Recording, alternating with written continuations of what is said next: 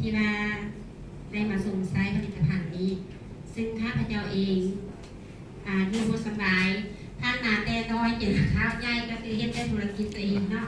บ่เคยดูแลสุขภาพตัวเองเพื่อแต่ว่าจะเป็นไข้เป็นหน้าธรรมดาก็เป็นเนาะเขาก็เคยเป็นเนาะท่านมาเนาะแต่น้อยเท่าใหญ่เขาก็เป็นบ่ปราศจากโรคภัยไข้เจ็บเนาะแต่ว่าที่จุดหนักก็คือข้าพเจ้าได้เป็นโรคนึงที่ร้ายแรงที่สุดเนาะก็คือโรคปี2016แม่แหละ2015ตัว2016นี่แหละแล้วก็2017ได้มากวดเจอมะเร็งเป็นมะเร็งเลือดข้าวกวดอยู่ที่เพชรซาดเนาะคือดร.เพชรสมรเป็นผู้วิจัยข้าพเจ้าหลังจากนั้นคือว่าข้าพเจ้าก็ได้ปิดหัวแล้วก็ได้ใส่ยาห้องดร.ซีซงเนาะที่ว่าเพิ่นอยู่แผนกปอดผมหม้อมโหสถเนาะ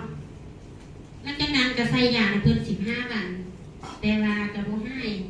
เพราะว่าน้ำมันผลิตอยู่ในปอดมันบ่แห้งก็คือพวกที่เป็นมะเร็งนี่มันจะผลิตน้ำเนาะเข้าตัวได้ตัวหนึ่งเนาะผลิตน้ำออกมาจากในปอดของข้าพเจ้าแต่ว่าท่านหมอบอกว่าเพิ่นใส่ยาที่ตามเสื้อแห้งสุดแล้วก็ครบ14หรือ15 วันถ้าบ่แห้งเพิ่นจะเจาะนี้แล้วก็ต่อท่อออกมาเพื่อให้น้ำมันไหลออกเนาะแต่ว่ากับเพิ่นก็บอกว่าให้ไปนอนท่าอยู่บ้านก่อนให้ท่าแห้งแห้งเพราะว่าใส่ยาแล้วไม่แล้วก็มากวดอีกครั้งภายใน1 อาทิตย์หรือว่า15 วันแต่ถ้าบ่แห้งก็คือได้เจาะแต่ว่าข้าพเจ้าบ่เลือกทางนั้นเพราะว่าอยากเจ็บบ่กล้าให้ท่านหมอเจาะก็เลยว่ามาโพสต์ลง Facebook แล้วก็ทางวิไลเพิ่นโพสต์เข้าไปเนาะเซตเข้าไปทางแล้วก็เล่าตัวเพิ่นว่าบ่ได้ว่าเป็นมะเร็งเลยมีแต่ตัวว่าก็บ่สบายธรรมดานี่แหละสินะเพิ่นก็เลยว่าให้ลองมาเข้ามาเบิ่งแฮปปี้สินะก็เลยเข้ามาก็มาเห็นผลิตภัณฑ์นี่แหละก็เลยบ่ได้คิดยังเลยคิดว่าหัวยังมาไล่แล้วไปไทยก็ไปหัวเมื่อของหม้อลาวที่ยังทำอยู่ไปเมื่อของหม้อละ5ก็ไปหม้อยังก็ไปน้อยๆหม้องานยังไปเมื่อคิดว่าขี้สายรถที่หมดคางเนาะคิดว่าท่านหม้อสิกว่าเฮาได้แล้วสุดท้ายก็บ่ได้เนาะก็เลยว่ามาที่แฮปปี้นี้ก็เลยควักกระเป๋าตัวเองซาวไปร้านเลยมาปิดบีไปกินไปนั่งกินถ้าบ่ซื้อ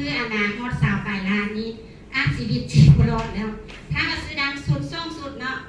แต่ว่ามันใจมันถ้อยเนาะคนป่วยนี่มันใจถ้อยเนาะเวลากินสุด1 2สุดเลยใจเฮาเริ่มละมันเมื่อยเด้ใจถ้อยกินเลยยานี่กลัวบ่ดีดอกแล้วเขาก็ตรวจกูคิดสินะว่ากลัวมึงนี่แหละกระโทรมาด่าตัวนี้นะยาเจ้านี่เป็นยาฆ่าคนบ่ค่อยกินค่อยคือเมื่อยแท้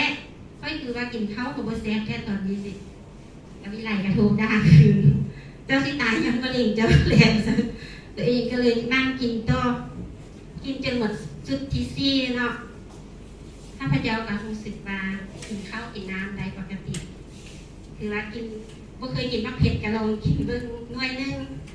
เนาะแล้วก็บ่เคยกินที่ว่าน้ำดิบน้ำเย็นนานๆก็กินเบิ่งจอกนึงแล้วจากนั้นก็กินมาได้เนาะ